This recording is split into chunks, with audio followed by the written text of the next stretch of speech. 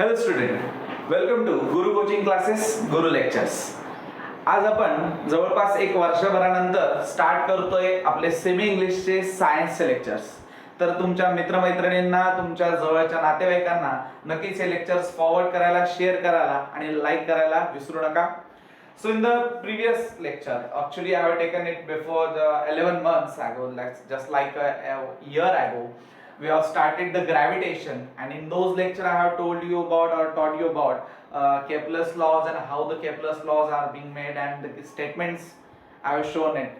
And right now I'm going to teach you the universal law of gravitation which was given by Newton. आता होतं काय की खूपदा विद्यार्थ्यांचं कन्फ्युजन असतं. Actually I am teaching this to the semi English student, so the language should not be a barrier. मी जेवढे पण स्टेटमेंट्स मांडणार आहे ते स्टेटमेंट्स माझे प्युअर इंग्लिशमध्ये असणार, but whenever it is about having a explanation, that explanation will be in the Marathi or will be in your original language, so as that की ते तुम्हाला घर बसल्या थोडंसं बेटर वाटेल, दिलासादायक वाटेल. बघा, so let start Newton's universal law of gravitation.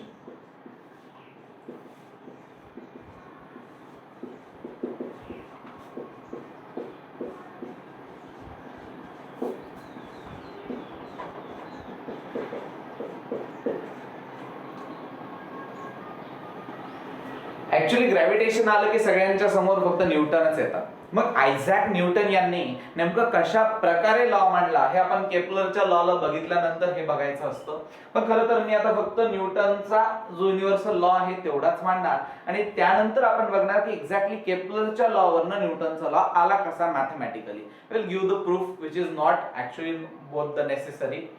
Mug universal law of gravitation काय होता? According to Newton, if there are any two universal bodies, let us consider these are the two bodies, one with having a mass m1 and another is having a mass m2, and they are separated by the distance d. This distance should be taken from their center of mass. त्या मटेरियलचं जे काही centre of mass असतं, most of the time I have taken the spherical body here. In the spherical body the centre of mass is exactly at the centre. And at the some time, if you take in the different type of bodies, different shape of bodies, there may be a center of mass at the outer surface or sometimes at the inner surface. So while not having any confusion right here, I have taken the two bodies to be a spherical bodies. So when you are taking these two bodies to be a spherical bodies, the distance between their center is taken to be d, the small d, this notation I am using, and m1 is the mass of this small body and m2 is the mass of this vector body. Actually what Newton says, it says that any two universal bodies, any two bodies in the universe can attract each other by the force of gravitation. So here the force of gravitation is given by symbol F, and it is directly proportional to the product of the mass of that two bodies. म्हणजे काय तर जो न्यूटनचा force आहे, जो तो gravitational force म्हणतोय, हा जो न्यूटनचा फोर्स आहे तो त्या दोन बॉडीजच्या मासच्या प्रोडक्टला डायरेक्टली प्रोपोर्शनल आहे. प्रोडक्ट म्हणजे गुणाकार. मीन्स जर त्या दोन बॉडीचा मासचं प्रोडक्ट जर जास्त तर ग्रॅव्हिटेशनल फोर्स सुद्धा जास्त. And the second statement he made that this gravitational force is inversely proportional to the square of the distance between the center of these two bodies. Means इथे जो ग्रॅव्हिटेशनल फोर्स आहे तो inversely proportional असणार आहे त्या दोन बॉडीजच्या centre दरम्यानच्या डिस्टन्सच्या स्क्वेअरला. So this is the overall statement given by the Newton, and it says that this force is along the line, the imaginary line that joining the center of these two bodies. Means बघा इथे या first बॉडीने second बॉडीला स्वतःकडे ओढलंय. So this is the gravitational force on body 2 by body 1, and this is the gravitational force on body 1 by body 2 is given by this. Means what? Both bodies are applying a gravitational pull, the gravitational force on each other. इथे gravitational force हा दोन्ही body एकमेकांवरती apply करताय, and that force is directly proportional to the product of their masses, and it is inversely proportional to the square of distance between them. And by taking these two statements into a consideration, we can have force directly proportional to the masses, the product of the mass, and inversely proportional to the square of a distance. Now by replacing this sign with equal sign, this should be known. हे माहिती असायला हवं की जेव्हा पण तुम्ही ह्या प्रोपोर्शनॅलिटीचं चिन्ह काढता त्या जागी तुम्हाला इक्वल टू चं चिन्ह ठेवता येतं, but you have to put some constant there, and here in this case the constant will be a capital G here. So this will be the statement, and a formula what we got is this. In the last lecture, in the first and the second gravitation lecture, you can have it on the YouTube, I have taken into consideration the equation by into a equal sequence, and by that sequence I thought this should be the equation number 3, because we have the first equation, that is a centripetal force which is mv square upon r. Then the next should be the Kepler's law, the third law, and this should be the third equation which is for the Newton's universal law of gravitation. Means in the whole round of this chapter we are not going to repeat the same equation number आपण इथे add करणार नाही, की जेणेकरून तुम्हाला एक फायदा होईल की जेव्हा आपण एक फॉर्म्युला बुक याची फॉर्म करणार त्यावेळेस त्याचा इम्पॉर्टन्स तुम्हाला कळेल. So this is what about the Newton's universal law of gravitation. मग इथे जो कॅपिटल जी आहे बाळांनो, this is a constant and it has its specific indication that this capital G is known as universal gravitational constant with a constant value of 6.67 into 10 raised to minus 11 Newton meter square per kilogram square. So you have to remember this value of the capital G, where this capital G stands for universal gravitational constant. So you have to pause your screen and write on this. Okay.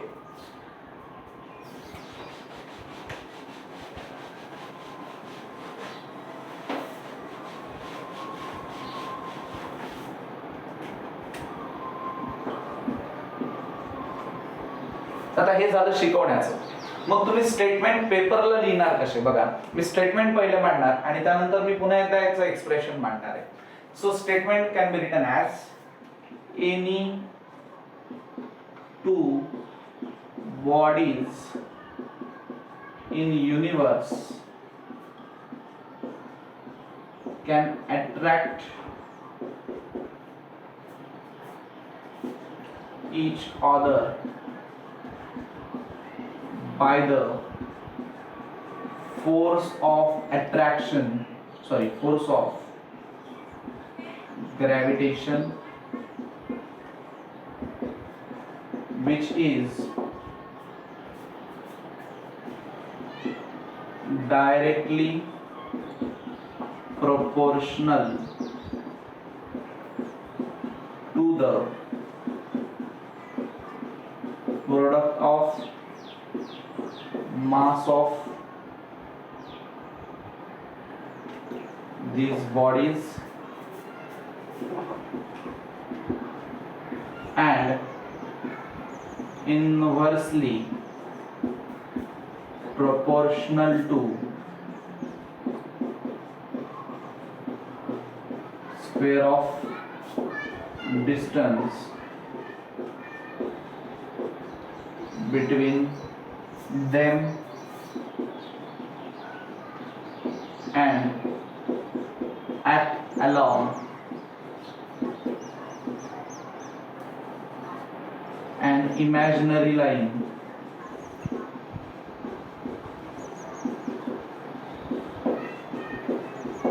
joining their centers. So बाळांनो, हा आहे Newton's universal law of ग्रॅव्हिटेशनचं statement. बघा हे statement काय म्हणतं, any two bodies, कुठल्याही दोन बॉडी. बघा बॉडी म्हणण्यासाठी आपण मॅटरची डेफिनेशन ध्यानात घेतली पाहिजे की that has a mass and have a volume.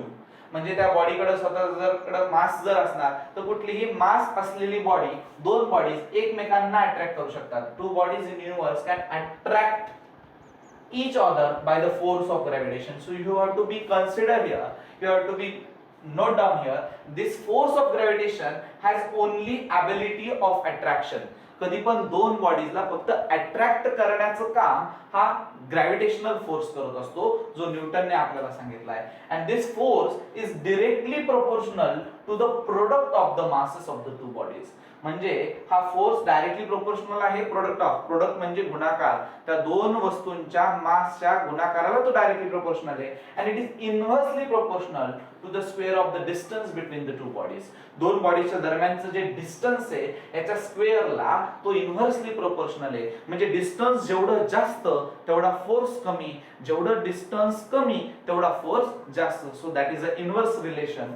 And this force act along the imaginary line. बघा ह्या दोन बॉडीजच्या सेंटरला जोडणारी जी लाईन आहे, तर मी जी लाईन तुम्हाला ड्रॉ करून दाखवली, this imaginary line, this forces act along that imaginary line. त्या लाईनच्या along तो फोर्स ऍक्ट करत असतो. आणि मी तुम्हाला पहिले सांगितलं तो फोर्स दोन्ही बॉडी एकमेकांवरती अप्लाय करतात. So this force F21 and F12 are nothing but they are equal in magnitude and opposite in direction. That is why this force is nothing but attractive in nature. So the gravitational force should be and it is the only in the attractive nature. फक्त attractive nature मध्येच असा force सापडतो. बाकी repulsive nature मध्ये कुठल्याही प्रकारे हा force act करत नाही. म्हणजे बॉडी पॉझिटिव्हली चार्ज आहे की निगेटिव्हली चार्ज आहे, we do not consider about that charges, we just focus on the mass of that two bodies and that's it. So this is universal gravitational law. बघा बाळांनो, असं statement मांडल्यानंतर जे काही मी underline करत असतो, these are the useful statements which will be very required for your NTSC exams, national talent search examination. आता ह्या corona काळामध्ये बघा 10th एक्झाम तर ह्या वर्षी सरळ आज तर कॅन्सलच केली आहे महाराष्ट्र सरकारने. म्हणजे तुमच्या असणाऱ्या अभ्यासाची विद्वत्ता तुम्हाला जर बघायची, तुम्हाला जर स्तर जर बघायचा, on which level you are right now standing, so you should be focus on the competitive exams only. And in the 10th standard there is an exam which is having a national importance, which is NTSE, National Talent Search Examination. So you should be prepared for that exam. So या स्टेटमेंटला स्वतःकडे copy करून घ्या, आपलं screen pause करायची आहे आणि याला लिहून घ्यायचं आहे. Okay,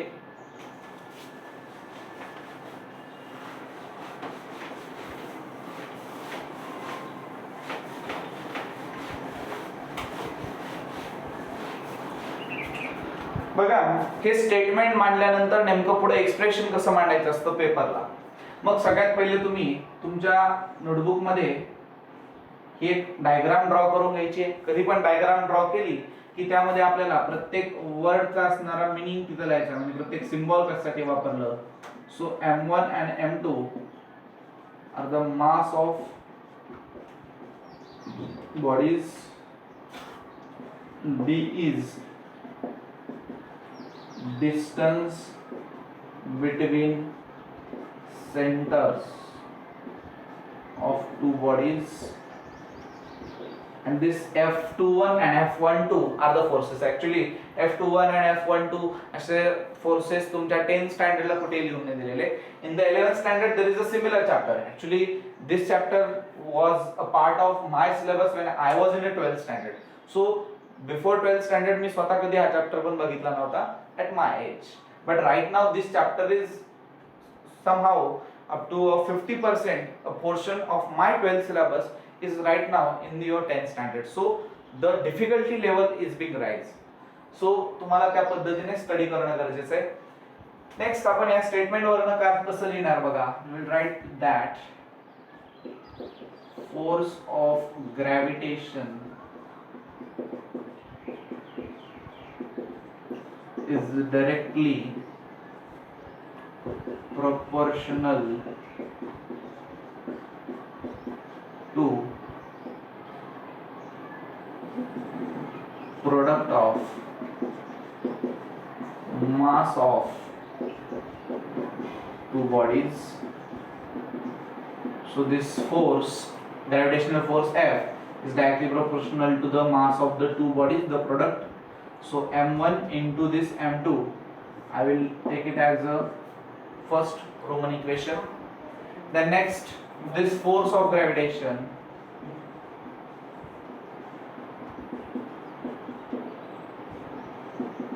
is inversely proportional to square of distance between two bodies. So F is inversely proportional to the square of distance between these two bodies. So this is it. अभी अपन इसको आगे कैसे लिखेंगे देखो. I will rub this out.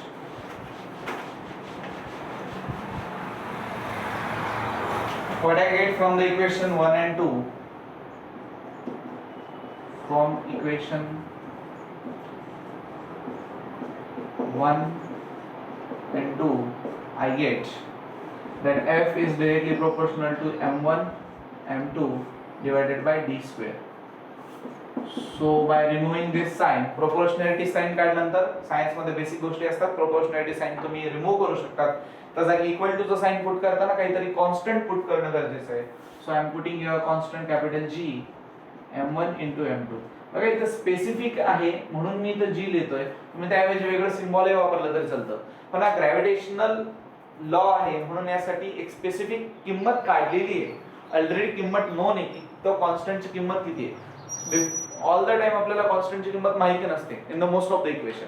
But here we know the equation, we know the constant. That is why we are taking it to be a capital G, which is nothing but universal gravitational constant. So when you are using a new element here, you have to put it where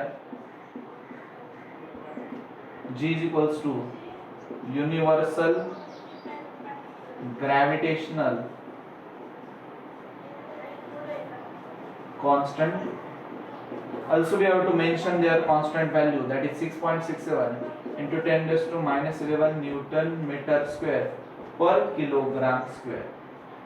So this is what you have to do, and this is equation number 3 what we have already taken. So जेव्हा तुम्हाला text book मध्ये questions दिलेले असतात त्याचा answer कसं लिहायचं, तर जर क्वेश्चन आला Newton's universal law of gravitation काय आहे तर स्टेटमेंट आलं तर 1 मार्काला येणार. फक्त स्टेटमेंट लिहायचं, स्टेटमेंट फॉर्मल लिहिला 1 मार्क मिळणार. आणि जर तुम्हाला ते स्टेटमेंट बनवून दाखवायचं असेल तर you have to go through this way. So pause your screen and write it down.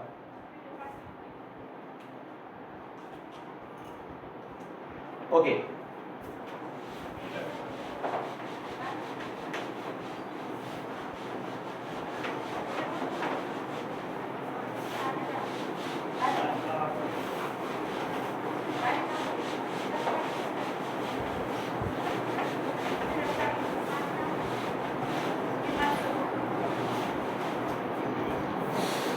after knowing the universal law of gravitation, now we have to see in what way mathematically Newton proved that its law is being proved by taking into consideration of the Kepler's law. Means Kepler's law चा study करून कसं न्यूटनने स्वतःचा mathematically law form केला आपल्याला बघायचं आहे. म्हणजे book मध्ये असे कुठल्या प्रकारची हेडलाईन नाही, they just taken to be universal law of gravitation with the time period अशा पद्धतीचं त्यांनी मांडणी केलेली आहे. तर आपण तशी मांडणी करणार नाही, आपल्या पद्धतीने आपण त्याची हेडलाईन ठरवणार. So the headline can be given as Newton's law from Kepler's law. आता केपलरने त्याचे जे लॉ मांडले त्यातला पहिला लॉ होता की the orbit of the sun is an ellipse with sun at one of the foci. Orbit of a planet, प्लॅनेटचं जे orbit आहे ते इलिप्स आहे. इलिप्स म्हणजे काय तर तो लंबवर्तुळाकार असतो, आपण ते पाहिलं. पण इथं आपण जरा वेगळं कन्सिडर करणार, कारण आपल्याला इलिप्स बद्दलचे जे काही मॅथमॅटिकल फॉर्मेशन्स आहेत, मॅथमॅटिकल फॉर्म्युलाज आहेत, त्याचा स्टडी आपला 10th स्टँडर्ड पर्यंत जॉमेट्रिक झालेला नसतो. सो आपण rather considering it to be a ellipse, we will consider it to be a circular shaped body or its circular shaped orbit. So consider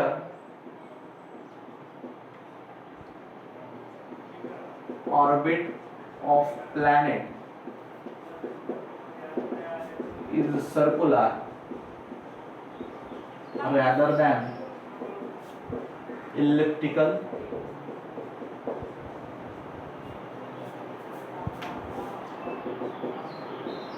with radius small r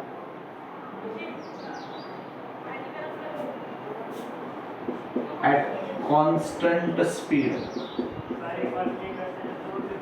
तो जो revolve करतोय planet, ते planet revolve करताना आपल्याला uniform circular motion show करायची. कारण planet बघा, आपलं पृथ्वी सुद्धा जेव्हा सन भोवती चक्कर मारत असते, so Earth is having a constant speed. असं नाही की 365 डेज मध्ये होणारा इयर कधी 400 डेज मध्ये होतो, कधी 300 डेज मध्ये होतो. So there is no change. So every time the speed is a constant. So I am taking it up at a constant speed v. सो जर रेडियस r आहे आणि कॉन्स्टंट स्पीड जर त्याची v आहे, आय कॅन राईट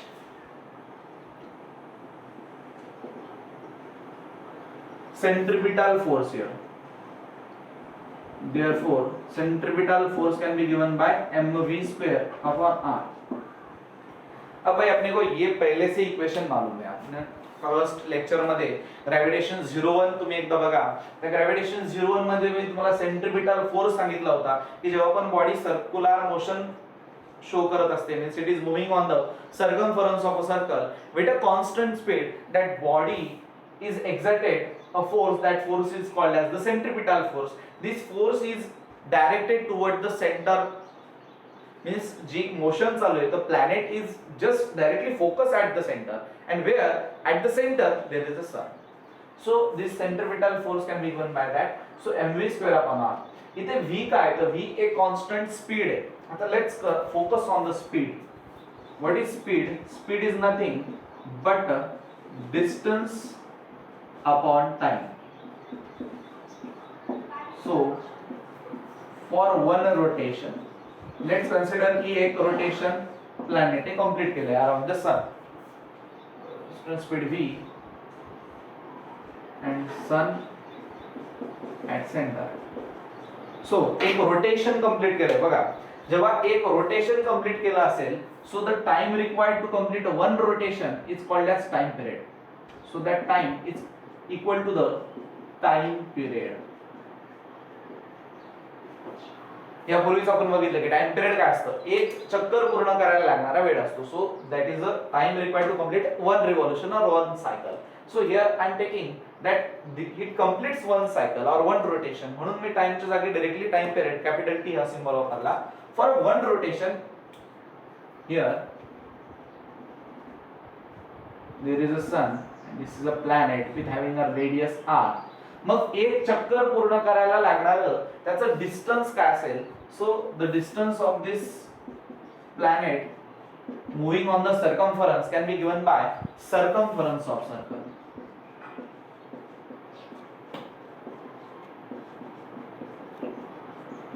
बघा circumference of circle इथे आपण लिहिणार का, कारण जेव्हा पण तुम्ही डिस्टन्स काढताय, प्लॅनेट फिरतय ऑन द सर्कमफरन्स, म्हणून आपण सर्कमफरन्सच घेणार सर्कलचं, त्याचं टोटल डिस्टन्स मोजायला.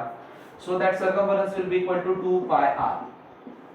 सो by keeping this consideration, speed v is equal to distance can be written as 2 pi r upon the time. Instead of that time I can written as capital T.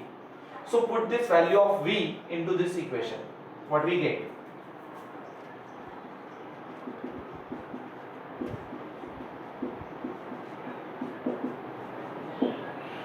जर आपण put केलं तर आपल्याला काय मिळणार बघा. Screen pause करा, मी value तिथं पुट करणार आहे जेणेकरून तुम्हाला नेमकं इक्वेशन कसं बनवायचं ते कळेल.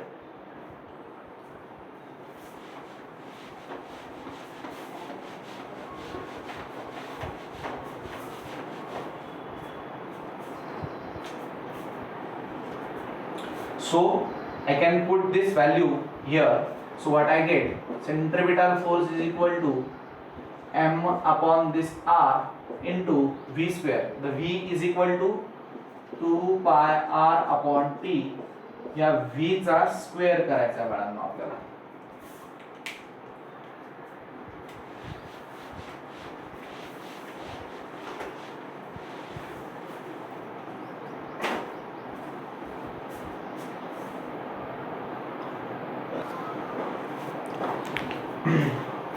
सो टर्म्स कधी विसरायच्या नाही. स्क्वेअर जसं करायचं त्याचा स्क्वेअर करणार. So I can write m upon r into 2 चा स्क्वेअर 4 पाय चा स्क्वेअर पाय स्क्वेअर r चा square r square upon t चा स्क्वेअर t स्क्वेअर. आता काही जणांना इक्वेशन मध्ये लगेचच कॅल्क्युलेशन दिसतं म्हणून मग ते लगेचच म्हणतील की चला सर आपण हे r r इथे कॅन्सल करूया, वरती एक r आहे. बट द थिंग इज मला केपलरच्या लॉचं ऍप्लिकेशन करायचंय. We already know the Kepler's law. What was Kepler's law? Kepler said that the square of the time period is directly proportional to the cube of the mean distance between the planet and the sun. So if that is an equation, I have already have t square here. So by putting a constant right here, I can get t square upon r cube should be equal to a constant. So a constant मला मिळू शकतो by getting this ratio t square upon r cube. माझ्याकडे already t square आहे, मला r cube बनवायचा म्हणजे वरती जो r square आहे मला त्याला r cube करायचं. सो इथे जर कॅन्सल करत बसलो तर इक्वेशन मिळणार नाही. For that point I am having adjustment. Into that adjustment I can multiply this equation by r and divide this equation by r. So what I get, m upon r into 4 pi square into r square into r, that will be the r cube, divided by t square, this r into this r would be r square. So what I get, 4 pi square m upon r square into this r cube by t square as by Kepler's third law. What Kepler's third law says, that t square upon r cube is equal to a constant.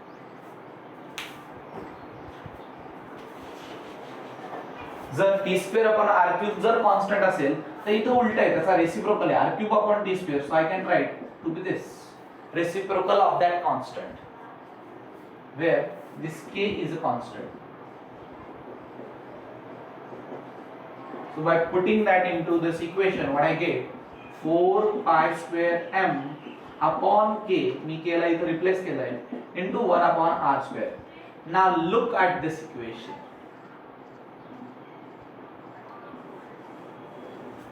Equation कडे पाहताना तुम्हाला बाळांनो काय दिसेल, तुम्हाला दिसतंय इथे एक 4 pi square m upon k असं इक्वेशन आहे. But here this 4 is a number which is not going to change at all.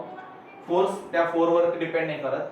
pi is also constant. The mass of the body, whether the mass it is into a motion, we already have learned that into a Newton's law every body is considered to be a rigid body.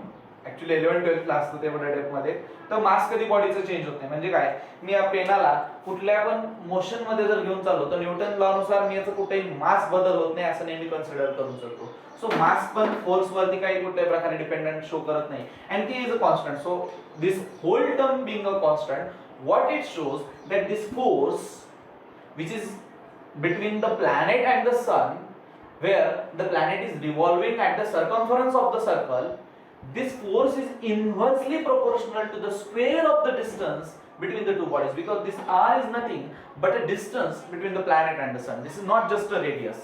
So you are directly getting that force is inversely proportional to the distance square, and that is your Newton's law.